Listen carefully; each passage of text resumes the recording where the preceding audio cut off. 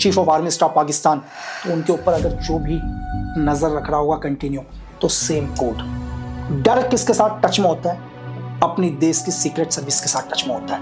और ये जितने भी कोड मैंने आपको गोश्त के बताए, लेकिन 99.9% ये कभी पकड़े नहीं जाते। और इन कोडों के अंदर मैं आपको एक चीज और बताऊं, ये इतने सीक्रेट कोड होते हैं कि जैसे आपको मैंने नो फेस बताया था, नो फेस क्या होगा? हजारों हत्याएं करने के बाद, कई मिशंस करने के बाद आपके देश के अंदर एक आम नागरिक के तौर पर रह रहा होगा।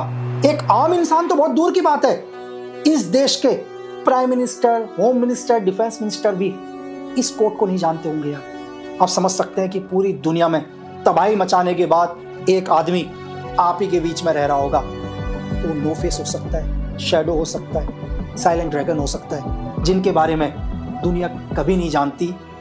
ये सिर्फ इतिहास के पन्नों में दर्ज हो जाते हैं, और वो इतिहास के पन्ने कभी पढ़े भी नहीं जाते, क्योंकि वो किताब एक सीक्रेट सर्विसेज की किताब होती है। जिसका नाम ही सीक्रेट सर्विसेज की किताब हो तो कभी बाहर ही नहीं निकलती।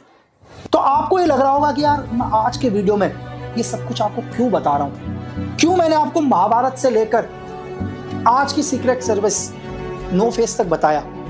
सिर्फ इसलिए कि आपकी, हमारे परिवार की, इस देश की सुरक्षा के लिए एक आदमी एक अनजान कोड के साथ पूरा जीवन बिता देता है, दुश्मन मुल्क में रहता है, सिर्फ इसीलिए क्योंकि आप सेफ्टी से रहो, हमारा देश सही सलामत रहे, हमारा झंडा हमेशा लहराते रहे। वो अपना सर्वोच्च बलिदान तक दे देता है यार, और आप कभी उसके बारे में जान भी नहीं पाते।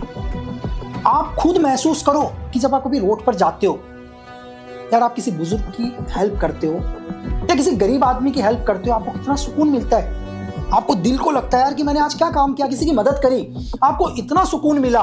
तो मैं आपसे ये कहना चाह रहा हूं कि कल आप इस देश के सीक्रेट सर्विस का हिस्सा बनो, इंडियन आर्मी का हिस्सा बनो, आर्मी का हिस्सा बनो, नेवी का, एयरफोर्स का, और आप बॉर्डर में रह के या एलओसी पार करके 147 करोड़ लोगों की हिफाजत कर रहे होंगे। आपको कितना सुकून मिलेगा ये महसूस करना। सिर्फ एक ही चीज याद रखना, देश प्रेम से बड़ा कोई धर्म नहीं होता, इस झंडे से ऊपर कुछ भी नहीं होता, ना मैं ना आप।